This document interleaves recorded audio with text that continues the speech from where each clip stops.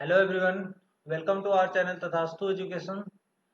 Today we are going to discuss JEE Main Paper 2020 of second shift जो अभी 2 सितंबर को हुआ है। तो चलो इसके वीडियो सोल्यूशन स्टार्ट करते हैं। केमिस्ट्री सेक्शन का पहले यहाँ पे केमिस्ट्री सेक्शन डिस्कस हुआ। नेक्स्ट आपको वीडियो मिल जाएंगे मैथ के और फिजिक्स के मिल जाएंगे। फर्स्ट शिफ्ट के पूरे तीनों के सब्जेक्ट के डिस्कस हो चुके हैं। अगर वीडियो नहीं देखा है तो इस वीडियो के डिस्क्रिप्शन में जाओ, तुम्हें लिंक मिल जाएगा, वहां से देख सकते हो।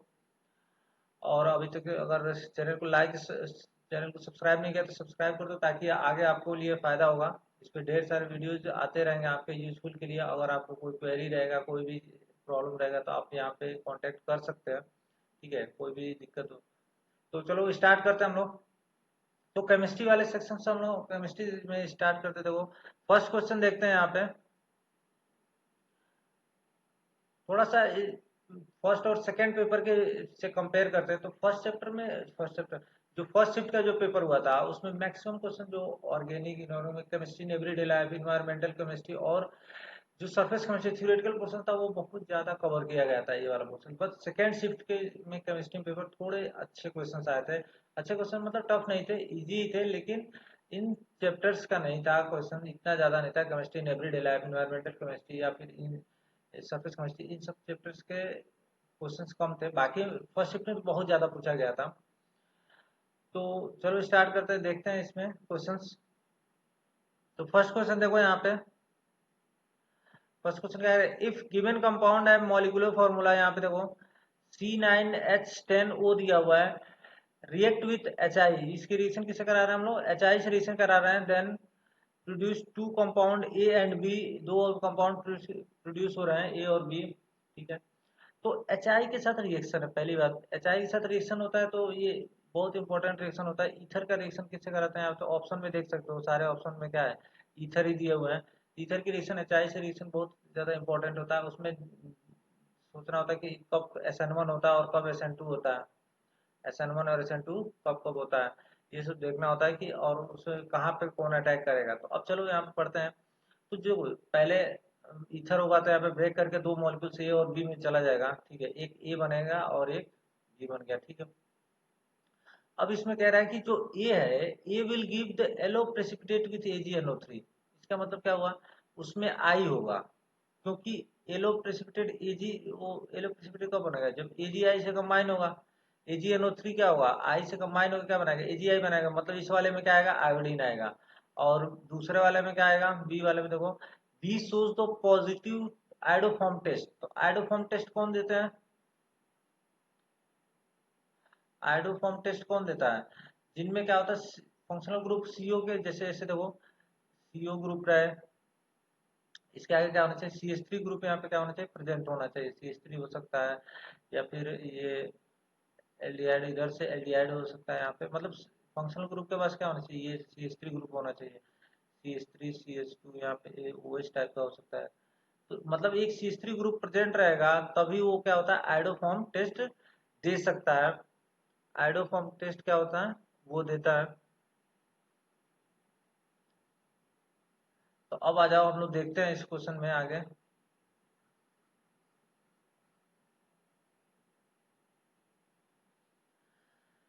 तो बी क्या दे रहा है? बी जो होगा वो पॉजिटिव आइडोफॉर्म टेस्ट दे रहा है आफ्टर टोटोमेरिज्म। मतलब टोटोमेरिज्म हो रहा है, उसके बाद वो आइडोफॉर्म टेस्ट दे रहा है, पहले नहीं दे रहा है। Identify the structure of the given compound. एक एक रख के चेक कर लेते हैं, नहीं इसे डायरेक्ट नहीं समझ आते, एक एक करके चेक कर लेते हैं।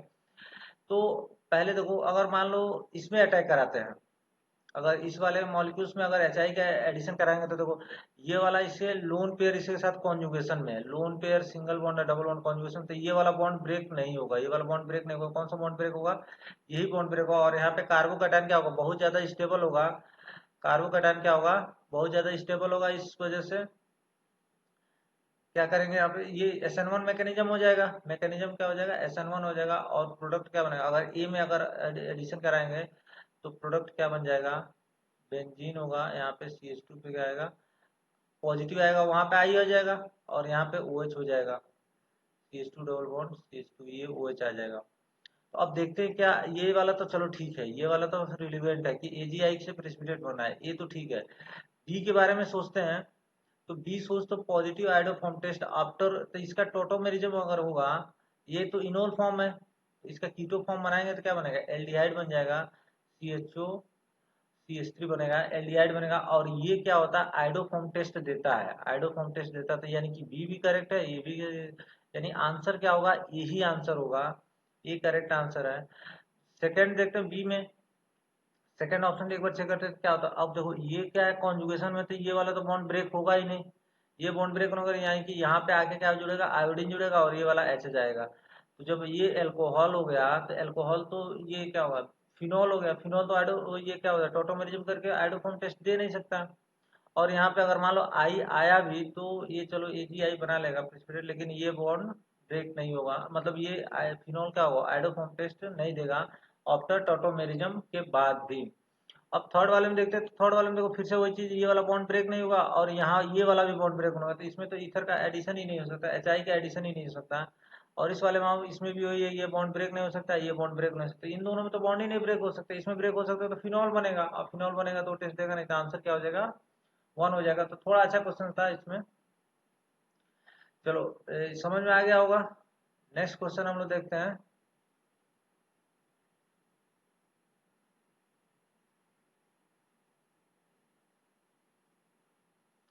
नेक्स्ट क्वेश्चन है तुम्हारा, देखो इलेक्ट्रोफिलिक एडिशन रिएक्शन से रिलेटेड है, ठीक है।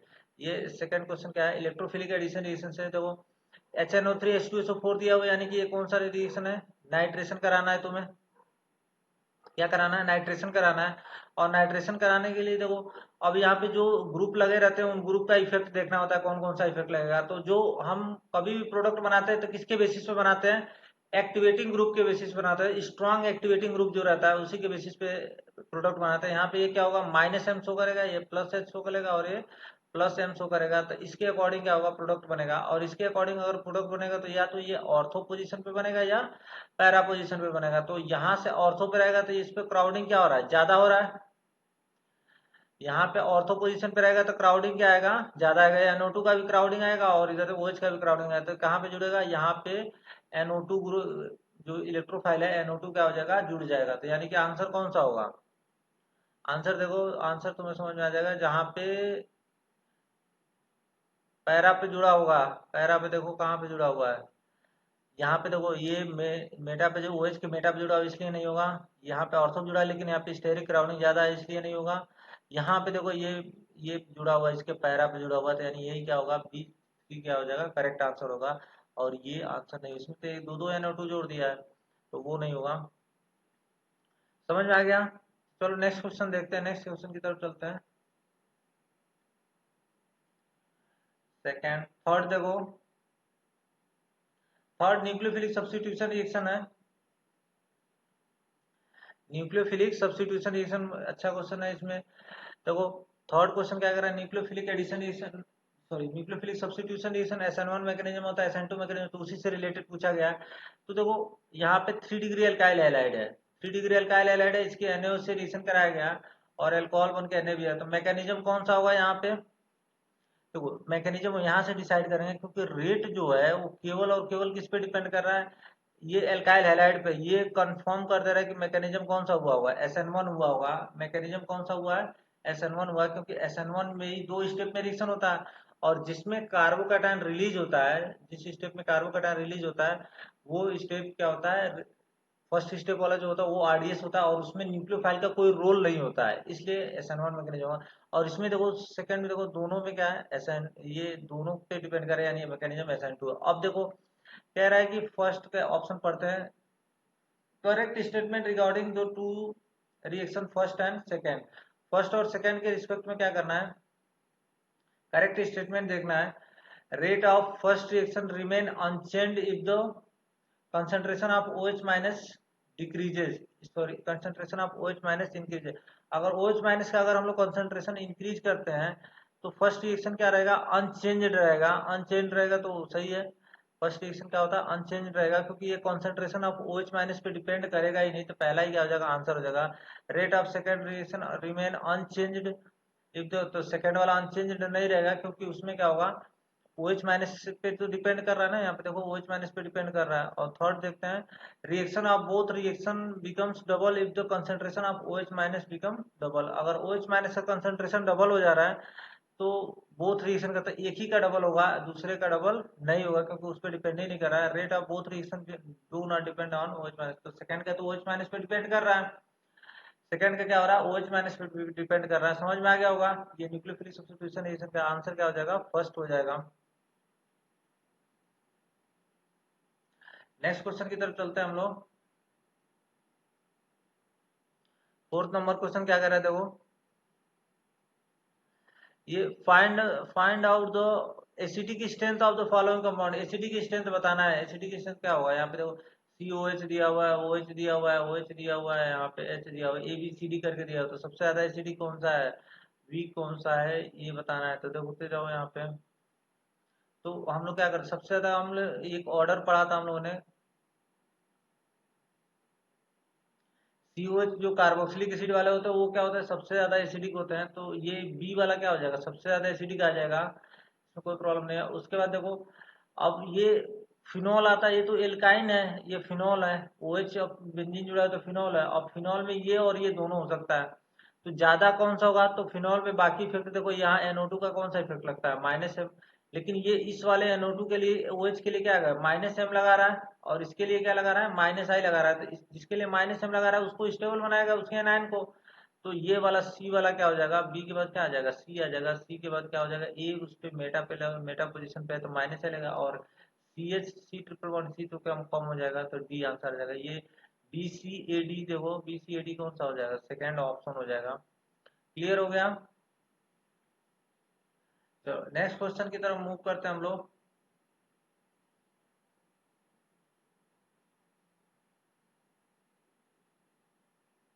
क्वेश्चन नंबर 5 देखो। 5 नंबर क्या कह रहा है कि एल्कोहलिक KOH दिया हुआ है, इसका प्रोडक्ट बताना है। तो देखो यहाँ पे फ्लोरीन, देखो ज्यादा बेटर लिविंग ग्रुप कौन सा है, ये मैकेनिज्म कौन सा होगा, E2 मैकेनिज्म होगा। एल्कोहलिक KOH है, मैकेनिज्म क्या होगा, E2 होगा, एलिमिनेशन रिएक्शन होगा। अब कहाँ पे डबल बॉन्ड आएगा, डबल बॉन्ड कहाँ पे आएगा, देखो ये F तो बेटर लिविंग ग्रुप में, इसमें F तो बेटर लिविंग ग्रुप नहीं होता, तो E तो जाएगा ना, Br ही रिमूव होके जाएगा, और कहाँ का H जाएगा, यहाँ का H जाएगा। यहाँ का H से डबल बॉन्ड बनाए, तो कौन सा आंसर आएगा तुम्हारा, देखो फोर्थ ऑप्शन हो जाएगा। यहाँ से का आंसर क्या हो जाएगा, फोर्थ हो जाएगा, ये वाला एल्कीन आएगा, E2 मैकेनिज्म से डिहाइड्रो हैलोजिनेशन होता है। समझ में आ गया होगा। नेक्स्ट क्वेश्चन की तरफ चलते हैं हम लोग, क्वेश्चन नंबर 6।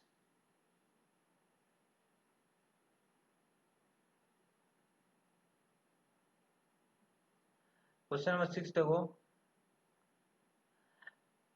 सुक्रोज का हाइड्रोलिसिस करा रहे हैं, हाइड्रोलिसिस कराते हैं तो सुक्रोज देखो क्या बना है, देखो सुक्रोज का हाइड्रोलिसिस कराते हैं तो ये क्या बनता है, ये देखो किससे किससे मिलके बना होता है, ये बीटा डी ग्लूकोज और अल्फा डी ग्लूकोज और बीटा डी फ्रुक्टोज। ठीक है, alpha D glucose glucopyranose, beta D क्या होता है, फ्रुक्टोज होता है। और इसकी रिएक्शन हम लोग किससे करा रहे हैं, सेलिन, सेलिन वन ऑफ रीजेंट है। ये थोड़ा सा डिफरेंट रीजेंट है, ये इस टाइप का नहीं पढ़ा जाता है जल्दी, तो ये गलत होने के ज्यादा चांसेस हैं। इसमें क्या होता है ना, देखो कीटोस और एल्डोस को डिफरेंशिएट करने के लिए यूज किया जाता है। और इसमें ये रिएक्शन जो होता है, ये जो रिएजेंट है वो किससे रिएक्ट कर रहा है, कीटोस से रिएक्ट करके क्या देता है, रेड कलर देता है। और इससे रिएक्ट नहीं करता, तो आंसर इसमें क्या हो जाएगा, फर्स्ट हो जाएगा, रेड कलर क्या हो जाएगा, आंसर आ जाएगा। सुक्रोज का हाइड्रोलिसिस करेंगे तो क्या बन जाएगा, अल्फा डी ग्लूकोज फ्रुक्टोज। और इन दोनों को सेपरेट कर लेंगे हम लोग, ये किससे रिएक्ट करता है, कीटोज से रिएक्ट करता है, और कलर क्या देगा, रेड कलर देगा।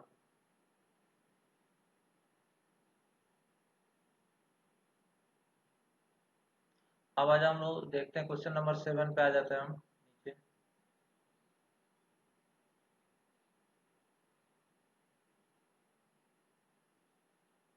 हाँ, क्वेश्चन नंबर 7 देखते हैं हम लोग।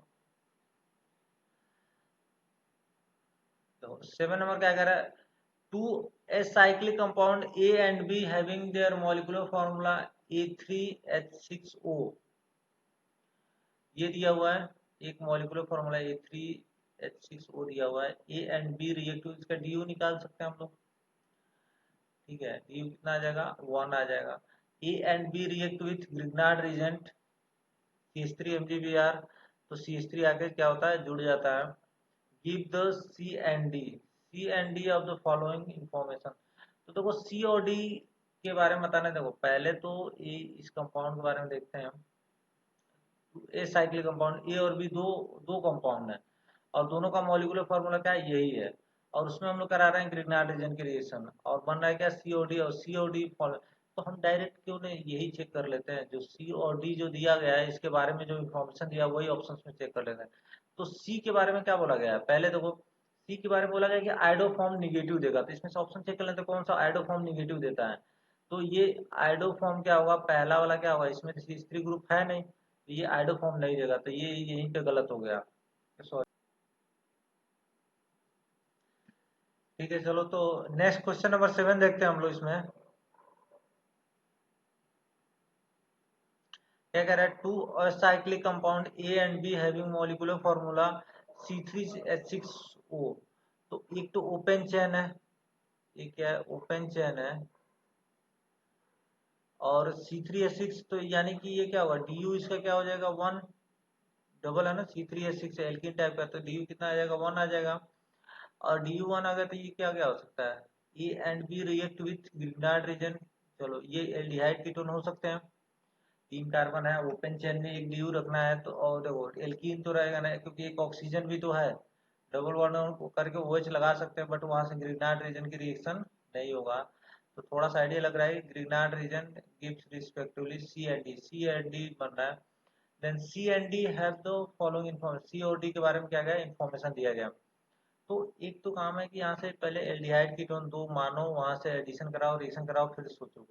तो एक डायरेक्ट देखो यहाँ पे, identify C&D of the following respective. तो ये बताओ, अगर एल्डिहाइड एंड कीटोन रहेगा, मान लो एक एग्जांपल ले लेते हैं यहाँ पे CH3CO, अगर एल्डिहाइड की होते, अगर यहाँ पे CH3 का अगर अटैक कराएंगे, ग्रिग्नार्ड CH3 माइनस का, तो एक OH आएगा, यहाँ पे अल्कोहल है, क्योंकि सारे अल्कोहल है, तो ये तो समझ में आ गया कि ग्रिग्नार्ड रीजेंट ही होगा, सॉरी एल्डिहाइड कीटोन ही होगा, क्योंकि उसी में ग्रिग्नार्ड रीजेंट का न्यूक्लियोफिलिक एडिशन रिएक्शन होता है, तो OH आता है।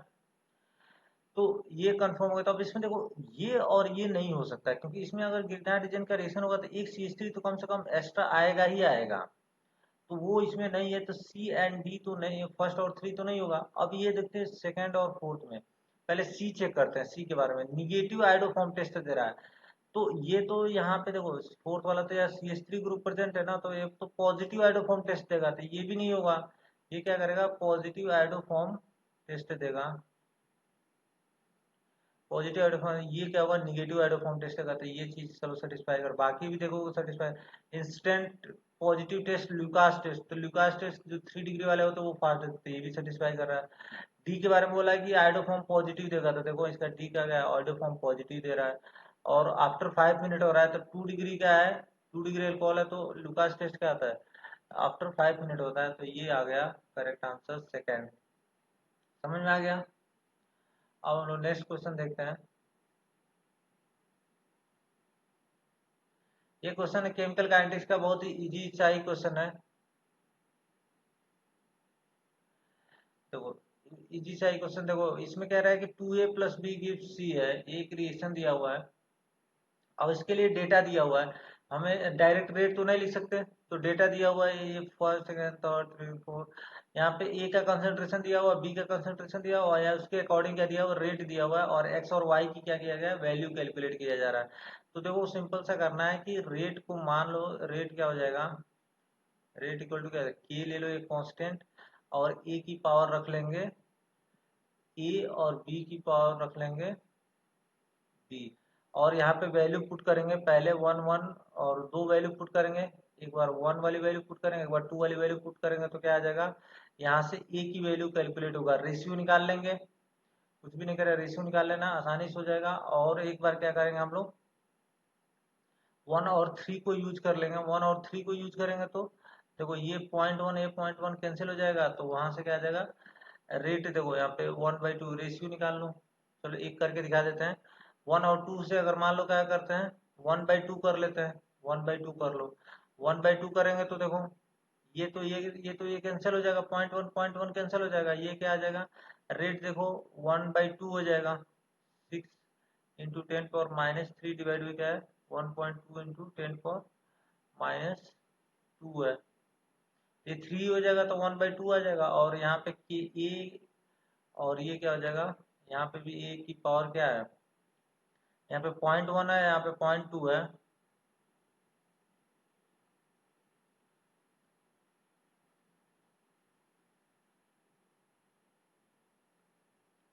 यहाँ पे क्या है 0.1 और 0.2 है, तो ए की पावर क्या आ जाएगा 0.1 डिवाइड 0.2 की पावर ए, और ये तो कैंसिल ही आउट हो जाएगा, 1 हो जाएगा, तो यहाँ से आ जाएगा 1/2 इक्वल टू 1/2 की पावर ए, तो यहाँ से ए की वैल्यू कितना आ जाएगा 1 आ जाएगा, तो ऐसे ही करके निकालना है, तो 1/2 करेंगे तो यहाँ से ए की वैल्यू आ गया, 1 3 में डिवाइड करेंगे तो बी की वैल्यू कैलकुलेट हो जाएगा, और जब एक्स की वैल्यू कैलकुलेट करना है तुम्हें, तो ये 3 और 4 को यूज कर लो, 3 और 4 का रेशियो निकाल लो, तो वहां से आ जाएगा एक्स की वैल्यू, और 1 और 5 को यूज कर लेंगे, तो यहाँ से क्या आ जाएगा 1 और 5 को यूज कर लेंगे, चाहे वो इसको किसी को यूज कर लो, 1 5 कर लो, 2 5 कर लो, 3 5 कर लो, तो वहां से क्या आ जाएगा वाई की वैल्यू क्या होगा कैलकुलेट होगा, तो सिंपल ऐसे कर लेंगे रेशियो निकाल निकाल के,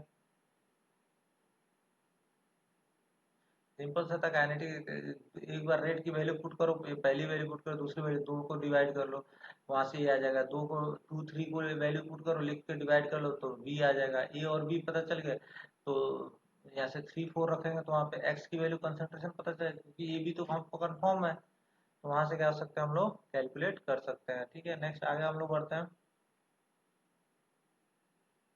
आंसर इसका, आंसर इसका कितना आया था, बी आंसर आता है, आ रहा था इसका आंसर देख लो,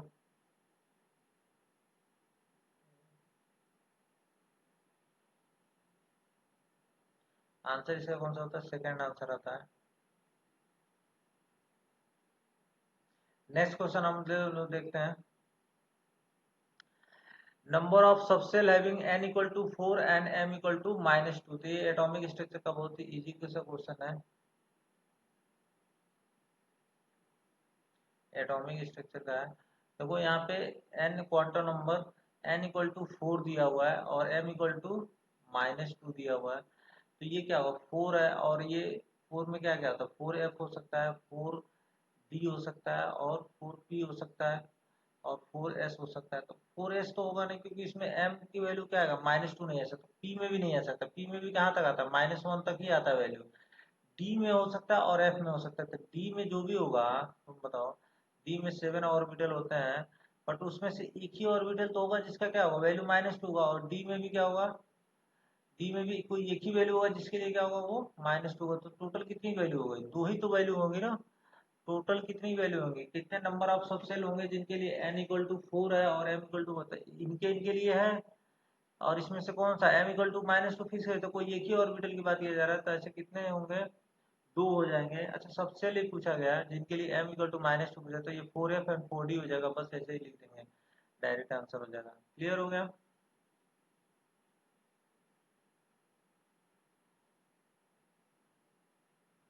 नेक्स्ट है क्वेश्चन है तुम्हारा सरफेस केमिस्ट्री से, कह रहा है कि which of the following is correct when the adsorption of gas take place in the metal surface, metal surface पे क्या होता है, अगर एडजॉर्प्शन हो रहा है गैस का मॉलिक्यूल से, मेटल का सरफेस इस पे क्या हो रहा है, गैस के मॉलिक्यूल से क्या हो रहा है एडजॉर्प्शन हो रहा है, तो क्या बोला है मेटल सरफेस, तो उसके बारे में करेक्ट स्टेटमेंट बताना, तो देखो पहला कह रहा है delta H become less negative with progress of reaction, तो सबसे पहले ये जानो कि ये एडजॉर्प्शन ऑफ गैसेज होता है वो क्या होता है एक्सोथर्मिक रिएक्शन होता है, एक्सोथर्मिक रिएक्शन होता है,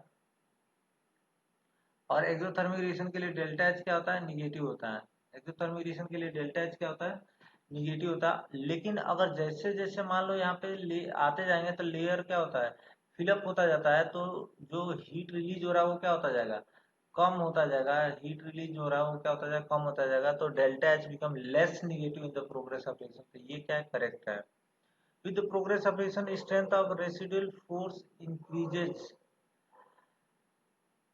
तो ये क्या है इनकरेक्ट है, ठीक है, सी ऑप्शन देखो NH3 adsorb by adsorb more than N2, अच्छा NH3 और N2 में ज्यादा कौन एब्जॉर्ब होगा? तो ये तुम्हारा देखो पोलर है और ये क्या है, नॉन पोलर है। तो जो पोलर जिसमें अट्रैक्शन ज्यादा होगा तो इसका क्रिटिकल पॉइंट क्या आएगा? ज्यादा आएगा। क्रिटिकल पॉइंट क्या आएगा? ज्यादा आएगा। और जिसका क्रिटिकल पॉइंट ज्यादा होता है वो उसका एड्जॉर्प्शन क्या होता है? ज्यादा होता है। तो यानी कि CnH3 का एड्जॉर्प्शन क्या होगा? मोर देन N2 हो जाएगा। करेक्ट आंसर है। और डी में देखो equilibrium constant of adsorbate increases with increase in temperature. तो टेम्परेचर के इंक्रीज करने से क्या होगा? इक्विलिब्रियम ऑफ एडजॉर्बेट इंक्रीज करेगा। ये भी गलत है। तो आंसर क्या हो जाएगा? ई और सी हो जाएगा। तो ये हो गया एक सरफेस केमिस्ट्री का क्वेश्चन। नेक्स्ट देखो क्वेश्चन क्या कह रहा है कि third period element X Y Z है। तीन एलिमेंट फोटेरिक हो गया, फोटेरिक हो गया, फोटेरिक हो गया, फोटेरिक हो गया, फोटेरिक हो गया, फोटेरिक हो गया, फोटेरिक हो गया, फोटेरिक हो गया, फोटेरिक हो गया, फोटेरिक हो गया, फोटेरिक हो गया, फोटेरिक हो गया, फोटेरिक हो गया, फोटेरिक हो गया। और जेड क्या हो जाएगा? बेसिक है। जेड क्या है? बेसिक है। मेटल बनाते हैं, मेटल बनाते हैं, मेटल बनाते हैं, मेटल बनाते हैं। और थर्ड पीरियड से कम होगा इधर वाला, से कम होगा इधर वाला होगा। और ये क्या होता है? मिड में होते हैं। एम्फोटेरिक कौन से बनाते हैं? वो जनरली कौन से बनाते हैं? करते इधर क्या होता है? मैं करते इधर क्या होता है? मैं करते इधर क्या होता है? मैं करते इधर क्या होता है? मैं करते इधर क्या होता है? मैं करते इधर क्या होता है? मैं करते इधर क्या होता है? मैं करते इधर क्या होता है? मैं करते इधर क्या होता है? मैं करते इधर क्या होता है? मैं करते इधर क्या होता है? मैं करते इधर क्या होता है? मैं करते इधर क्या होता है? मैं करते इधर क्या होता है? मैं करते इधर क्या होता है? मेटल होते हैं और बीच में मेटलाइट्स होते हैं और इधर क्या होता है? Non metal. तो सबसे ज्यादा एटॉमिक नंबर पूछा जा रहा है कि atomic number in the increasing order of the element. We do not form, we do not form, we do not form, we do not form, we do not form, we do not form, we do not form, we do not form, we do not form, we do not form, we do not form, we do not form, we do not form, we do not form, we do not form, we do not form, we do not form, we do not form, salt form, salt form, salt form, salt form, salt form, salt form, salt form, salt form, salt form, salt form, salt form, salt form, solid bicarbonate. Solid bicarbonate नहीं form करते हैं but with N2 gives nitrite. ये क्या होता है? Nitrite form करते हैं। तो नाइट्राइट कौन कौन फॉर्म करते हैं? केवल लिथियम और मैग्नीशियम क्या करते हैं? नाइट्राइट फॉर्म करते हैं। रिएक्ट विथ N2 डायरेक्टली याद रखना होता है इसमें कि N2 से क्या हो रिएक्ट करेगा। और ये बाइकार्बोनेट नहीं बनाएंगे क्योंकि आयनिक नेचर इनमें कम होता है, कोवेलेंट नेचर ज्यादा होता है। तो इसलिए बाइकार्बोनेट के फॉर्म में नहीं होते हैं, वो ब्रेक हो जाते हैं। ठीक है। तो इसका आंसर क्या हो जाएगा? फर्स्ट हो जाएगा। लिथियम एंड मैग्नीशियम क्या होगा? वो रिएक्ट करके क्या बनाते हैं? नाइट्राइट बनाते हैं। आगे चलते हैं हम लोग।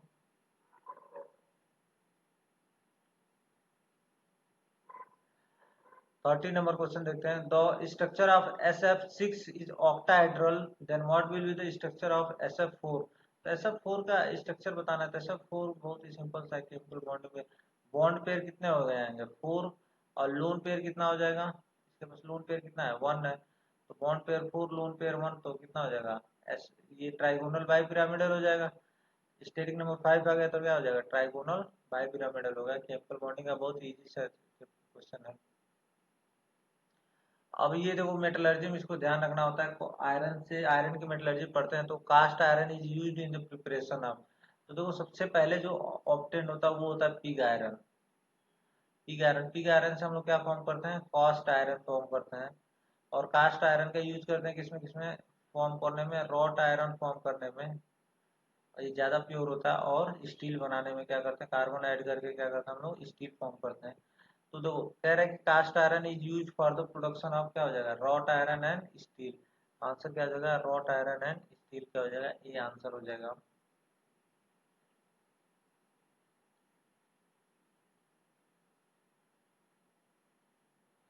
अब देखो इसमें क्या कह रहा है कि which of the following compound,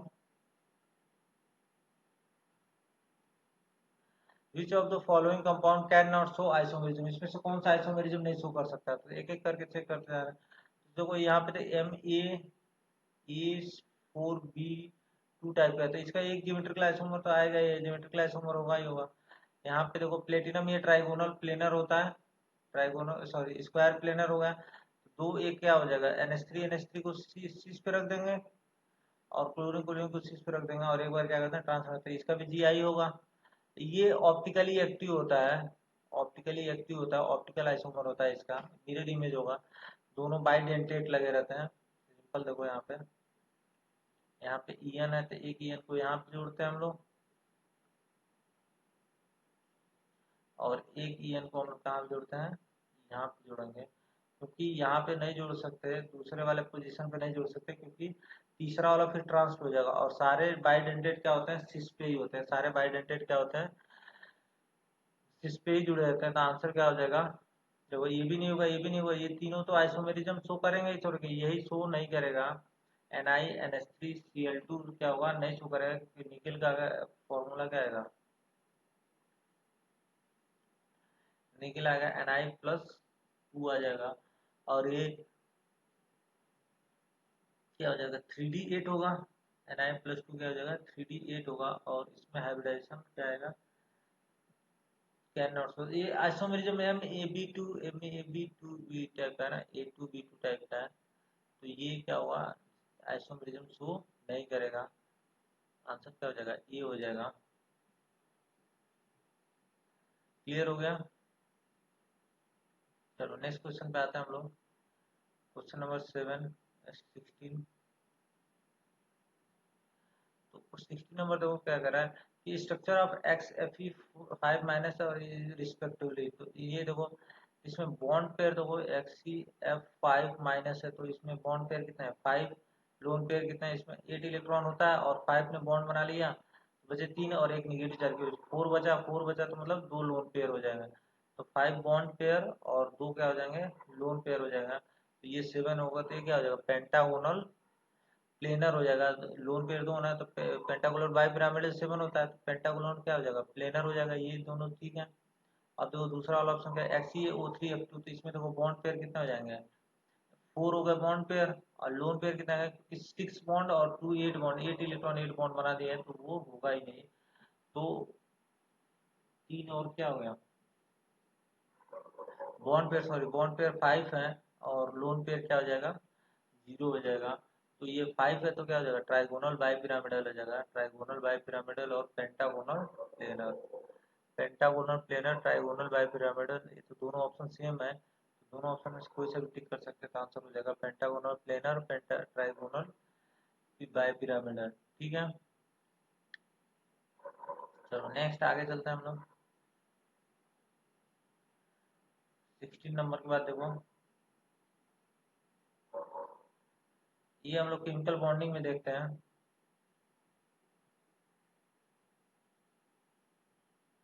chemical bonding में देखो क्या होता है, कह रहा है कि match the proportional distance according to the internal है। तो देखो आयन आयन में फोर्स ऑफ अट्रैक्शन होता है, तो किसके प्रोपोर्शनल होता है, 1/r के प्रोपोर्शनल होता है। डाइपोल डाइपोल के बीच में अट्रैक्शन होता है, तो वो क्या होता है, 1/r³ के प्रोपोर्शनल। और डिस्पर्जन लंदन फोर्स जो होता है वो किसके प्रोपोर्शनल होता है, 1/r⁶ के प्रोपोर्शनल होता है। तो अब देख लेंगे इसमें से कौन सा ऑप्शन करेक्ट है। क्लियर हो गया। अब आते हैं हम लोग 18 नंबर क्वेश्चन पे। 18 नंबर क्वेश्चन देखो, यहाँ पे एक ग्रेटर है, λ A, λB एंड λC। कह रहा है कि adsorption spectra of 3 sample A and B and C। ए और बी तीन के सैंपल हैं एड्जॉर्प्शन का। सैंपल में क्या रहा है, कंपाउंड ये FeNH3 6+ FeF6 और ये FeN+N दिया हुआ। तो कह रहा है विच of the following is correct match, इसमें से बताना है कौन सा करेक्टली क्या है, मैच है। तो देखो इसका वेवलेंथ क्या है, ज्यादा है, ई का वेवलेंथ क्या होना चाहिए, ज्यादा होना चाहिए। तो ये कौन सा है इसमें से, तीनों में से देखो वेवलेंथ किसका ज्यादा है, वेवलेंथ किसका ज्यादा आएगा, क्योंकि जो जितना स्ट्रांग होता है तो एनर्जी सेपरेशन क्या होता है, उतना ज्यादा होता है। एनर्जी सेपरेशन ज्यादा होता है, तो उसमें जो एनर्जी सेपरेशन, तो वेवलेंथ उसके अलोंग क्या आएगा, कम आएगा। वेवलेंथ क्या आएगा, कम आएगा। वेवलेंथ कम आएगा तो वहां से देखो देखो सबसे ज्यादा देखो NH3 का लिगेंड क्या होता है, जो जितना स्ट्रॉन्ग है NH3 सबसे ज्यादा होगा, NH3 NCS होता है, NCS हो जाएगा, और देन F- आ जाएगा, देन क्या हो जाएगा, F- आ जाएगा। तो ये हो गया। इसमें से तुम्हारा देखो सबसे स्ट्रॉन्ग लिगेंड ये है, सबसे वीक लिगेंड ये एफ माइनस है, तो एफ माइनस वीक लिगेंड है, तो इसमें वेवलेंथ क्या आएगा, ज़्यादा आएगा, तो यानी कि ये क्या हो जाएगा, फर्स्ट वाला क्या हो जाएगा, बी हो जाएगा। तो यहाँ पे देखो फर्स्ट वाला ए क्या है, लेमडा बी दिया हुआ, तो यानी ये क्या हो जाएगा, सॉरी लेमडा ए करेक्ट है ना, A F E F six क्या होना चाहिए, ए होना चाहिए।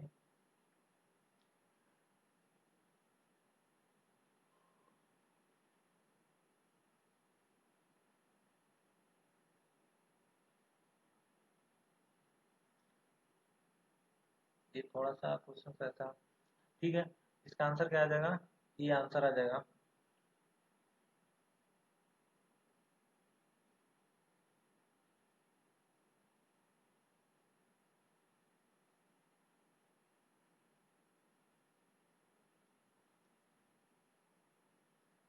एक बार चेक कर लेते हैं।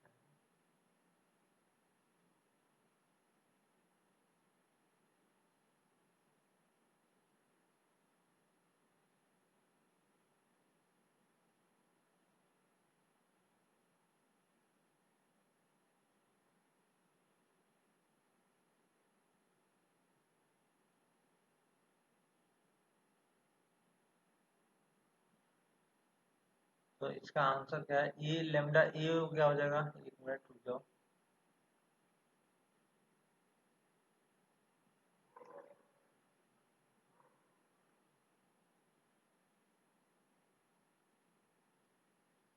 कह रहा है कि सैंपल ऑफ ए वेवलेंथ दिया हुआ, तो सबसे ज्यादा वेवलेंथ किसका होगा, एफ माइनस वाले का वेवलेंथ सबसे ज्यादा होगा,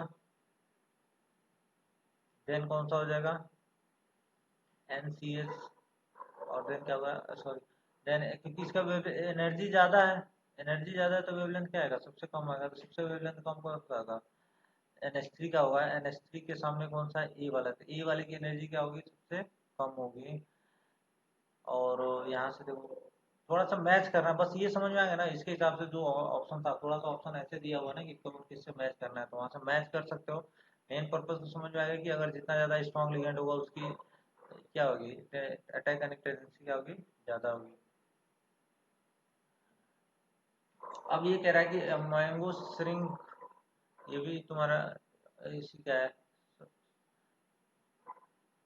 सरफेस केमिस्ट्री का है। अब mango shrink in kept in the concentration of salt solution, अगर मान लो यहाँ पे सॉल्ट है और इसमें हम लोग क्या कर दिए, मैंगो को रख दिया, तो इससे क्या होता है, ये तो कॉन्सेंट्रेटेड है, ये तो क्या है कॉन्सेंट्रेटेड है, और ये बाहर क्या है डाइल्यूट है, तो इससे क्या होता है कि ऑस्मोसिस होता है, हाई कंसेंट्रेशन से सॉलिड पार्टिकल क्या होता है, लोअर लोअर कंसेंट्रेशन की तरफ, अच्छा सॉरी, ये बाहर कंसेंट्रेटेड है, एक मिनट एक मिनट, बाहर कंसेंट्रेटेड है और अंदर क्या होगा, वो उसमें क्या होगा, लो कंसेंट्रेशन होगा, बाहर क्या है कंसंट्रेटेड है और इसमें क्या है लो कंसंट्रेट, तो ये सॉल्वेंट हुआ है, सॉल्वेंट से मूव करेगा किधर, सॉल्यूशन, वो सॉल्यूशन की तरफ से, तो इस प्रोसेस को क्या बोलते हैं हम लोग, ऑस्मोसिस बोलते हैं, इस प्रोसेस को क्या बोलते हैं, ऑस्मोसिस। 19 नंबर समझ में आ गया होगा। 20 नंबर देख लो, क्या करा है कि the heat of combustion of ethanol to give CO2 and water, ethanol है C2H5 OH, इसकी रिएक्शन किससे करा रहे हैं हम लोग, आप O2 से कराएंगे, कंबसन कराएंगे तो क्या बन जाएगा, CO2 प्लस वाटर ही बनेगा। अब ऑक्सीजन कार्बन देख लो यहाँ पे 2CO2 हो जाएगा, हाइड्रोजन कितना हो जाएगा 6 है तो 3H2 हो जाएगा, 3 ऑक्सीजन, और ये 4 7 है तो 7/2 क्या हो जाएगा, ऑक्सीजन हो जाएगा, सॉरी ये 6 3 है ना, एक ऑक्सीजन तो उधर भी है।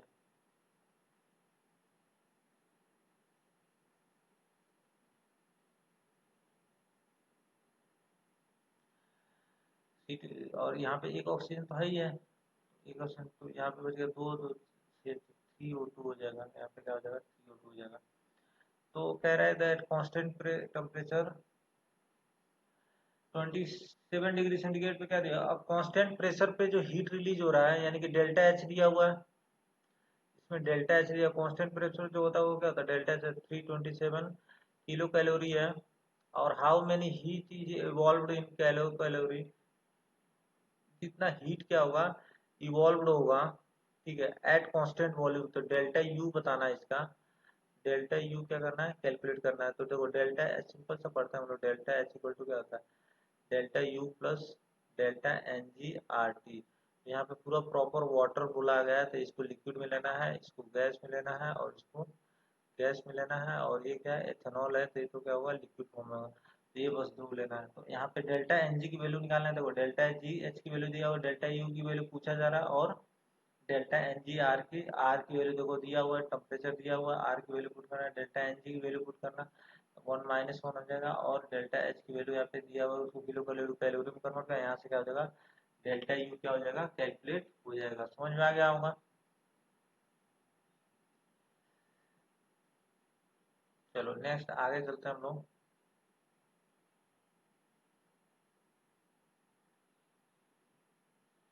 ये देखो रिएक्शन है, डेल्टा जी पे बेस्ड है, तो इस रिएक्शन का क्या लिखना है, डेल्टा जी लिखना है, एल एन के लिखना है, एल एन के की वैल्यू कितना होगा।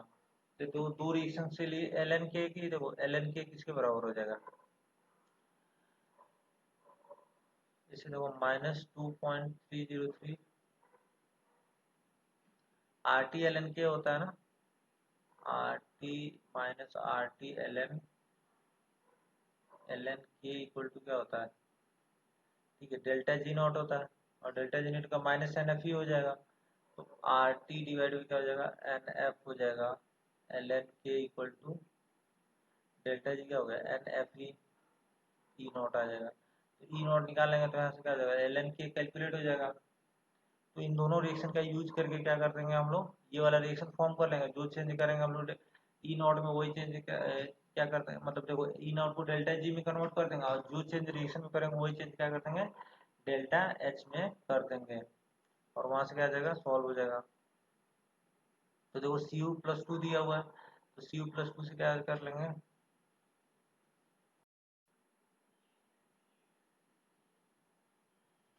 ठीक है। तो देखो यहाँ पे इसमें क्या हो जाएगा, 20, इसमें देखो ये दो रिएक्शन का यूज करके थर्ड रिएक्शन बनाएंगे, तो देखो इन दोनों का यूज करके थर्ड रिएक्शन बनाओ। तो क्या चेंज करना है, देखो सी यू प्लस टू इधर है, तो पहले रिएक्शन कोई चेंज नहीं करेंगे, प्लस इधर ही है तो प्लस इधर ही चाहिए, कॉपर इधर है, कॉपर इधर ही चाहिए, copper plus two product side में चाहिए, लेकिन ये इधर है।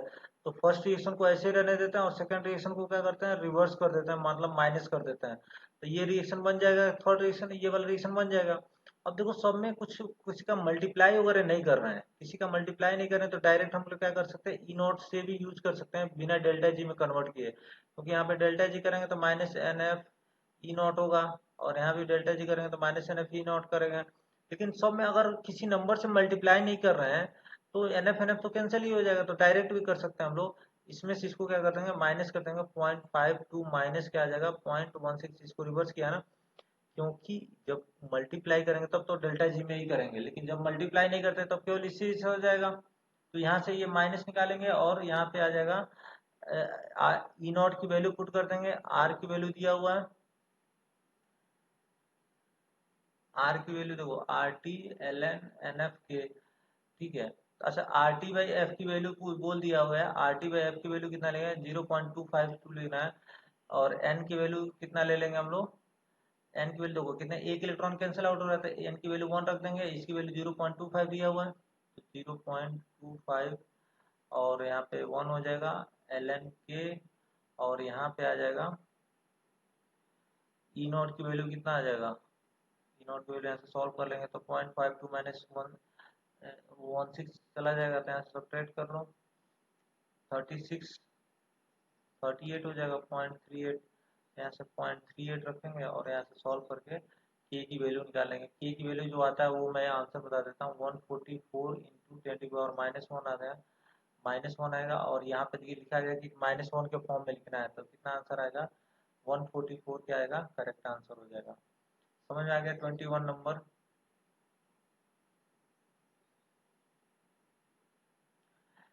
क्वेश्चन नंबर 20 ये देखते हैं, 22 देखते हैं। तो कह रहा है कि कार्बन हाइड्रोजन का मास रेशियो क्या दिया हुआ है, कार्बन हाइड्रोजन का मास रेशियो कितना दिया, 4:1 दिया हुआ है, और कार्बन और ऑक्सीजन का अगर मास रेशियो दिया हुआ कितना, 3:4 दिया, तो अगर इनका दिया हो तो एक साथ निकाल सकते हैं हम लोग तीनों का। अगर एक साथ carbon is to hydrogen is to oxygen करना होगा तो हम क्या करेंगे, किसी एक को कांस्टेंट कर लेते हैं, कार्बन कार्बन को कांस्टेंट कर देते हैं, दोनों को 12 कर लेते हैं। तो अगर कार्बन 4 है तो इसको करेंगे 12, तो 3 का मल्टीप्लाई करेंगे तो कितना आ जाएगा, 3 आ जाएगा। और इसको करेंगे 12 तो 4 का मल्टीप्लाई करते हैं, ये कितना हो जाएगा, ऑक्सीजन कितना है 3:4 है, तो ये कितना आ जाएगा 3:4, तो 4 का मल्टीप्लाई करेंगे तो 4 × 3 करेंगे तो कितना हो जाएगा 12 और ये हो जाएगा 16। तो यानी कि आंसर क्या हो जाएगा, किसकी कौन कौन से रेशियो में, कार्बन हाइड्रोजन ऑक्सीजन का अगर रेशियो देखेंगे तो क्या आएगा, कौन सा वेट रेशियो होगा, कार्बन 12 है तो हाइड्रोजन कितना है 3 है और ऑक्सीजन कितना है 16 है। अब इनसे हम लोग क्या कर सकते हैं, एम्पिरिकल फॉर्मूला निकाल लेते हैं, क्योंकि कह रहा है कि find the number of O2 required 2 moles of the compound to give CO2। तो 2 मोल से उस कंपाउंड से क्या करना है, रिएक्ट करना है जिसमें ये है, तो कितना मोल O2 का रिक्वायर्ड होगा, कितना मोल O2 रिक्वायर्ड है, तो पहले इसका एम्पिरिकल फॉर्मूला निकाल लेते हैं इनके मोल रेशियो से। तो कार्बन हाइड्रोजन और ऑक्सीजन लिखो, यहाँ पे क्या है 12 3 एंड 16 वेट रेशियो इनके मॉलिक्यूलर मास से डिवाइड करो तो ये कितना आ जाएगा, 12 से डिवाइड करेंगे तो 12 हो जाएगा, यहाँ 1 से डिवाइड करेंगे तो 3 हो जाएगा, और यहाँ 16 से डिवाइड करेंगे तो क्या आ जाएगा 1 आ जाएगा। तो अब मॉलिक्यूलर फॉर्मूला क्या आएगा CH3O हो जाएगा। अगर इसका O2 से रिएक्शन कराएंगे तो क्या बनेगा, CO2 और वाटर तो बनेगा। अब यहाँ से देख लो रिएक्शन को बैलेंस, एक कार्बन, यहाँ पे क्या हो जाएगा ऑक्सीजन, तो हाइड्रोजन देखो कितना है 3/2 हाइड्रोजन है, 3/2 हाइड्रोजन है, और तब ऑक्सीजन देखो कितना आ जाएगा, यहाँ पे 2 ऑक्सीजन और प्लस 3/2, 3/2 क्या हो जाएगा ऑक्सीजन हो जाएगा, 3/2 ऑक्सीजन, तो यहाँ से कितना आ जाएगा 5/2 ऑक्सीजन हो गया। अब यहाँ पे 5/2 ऑक्सीजन तो टोटल है, तो यहाँ पे क्या हो जाएगा 5/4 हो जाएगा, 5 क्या हो जाएगा 4 हो जाएगा। तो इसके बोला जा रहा है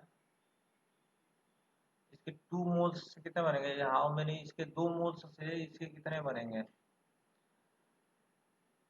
कार्बन देखो 3/2H2 है ना, 3/2 प्लस 2 कितना हो जाएगा 2 4, ये 7/2 हो जाएगा, 4 3 क्या आ जाएगा 7/2 हो जाएगा।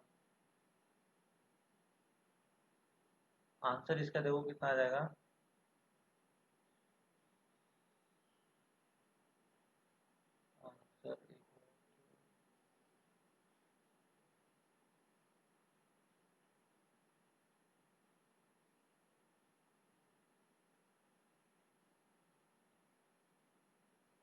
आंसर 5/4 है ना, इसके 2 मोल से इसके इसके कितने बन रहे हैं, इसके 1 मोल से इसका कितना बन रहा है 5/4 बन रहा है।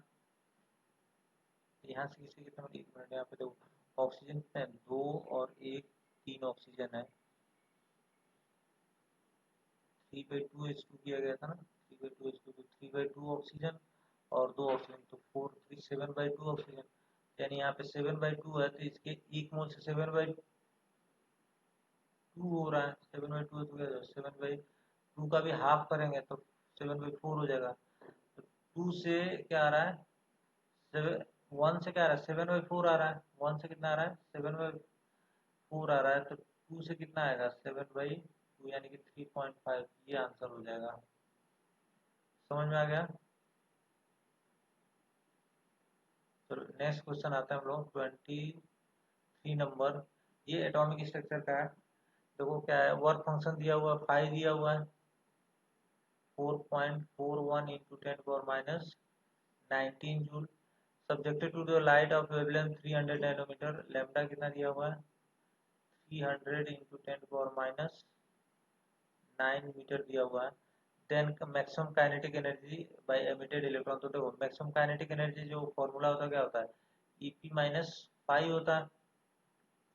तो यहाँ से फोटोन की एनर्जी निकालो, क्या hc/लैम्डा 6.63 into 10 power minus 34, h हो गया, c की वैल्यू 3 into 10 power 8, और लैम्डा की वैल्यू यहाँ पे देखो पुट कर देंगे कितना 300 into 10 power minus 9, ये हो जाएगा। अब पाई की वैल्यू दिया हुआ है जूल में 4.41 into 10 power minus 19, इसको सॉल्व कर लेंगे तो काइनेटिक एनर्जी आएगा तो 10 power minus 21 के फॉर्म में रहेगा। तो देखो आंसर में बता दे, तो आंसर इसका कितना आता है 23 का आंसर आ जाएगा 222 into 10 power 21, इसका आंसर कितना आ जाएगा kinetic energy 222 into 10 power minus 21, तो आंसर क्या लिखेंगे हम 222 लिखेंगे, क्योंकि यहाँ पे क्या फिलअप करना है 222 फिलअप करना है। क्लियर हो गया। और ये लास्ट क्वेश्चन है 24 नंबर, कह रहा है let the oxidation state of transition element K2CrO4 इनमें क्या करना है, XYZ है ऑक्सीडेशन स्टेट, तो कैलकुलेट द वैल्यू, बहुत ही सिंपल है। इसमें निकालोगे +6 आएगा, x की वैल्यू मान के करके निकालते हैं, यहाँ पे निकालोगे प्लस से बनाएगा, यहाँ पे निकालोगे क्या आएगा +6 आएगा। 4x की वैल्यू को मान के निकाल रहे हैं, तीनों को ऐड कर देंगे 12 और 3 18 और कितना हो जाएगा 19, तीनों को ऐड कर देंगे तो कितना आंसर आ जाएगा 19। तो ये हमें क्या करना था, फिलअप करना था। तो ये हो गया कंप्लीट सोल्यूशन ऑफ ये सेकेंड शिफ्ट के केमिस्ट्री का। होप आपको अच्छा लगा होगा। तो ठीक है,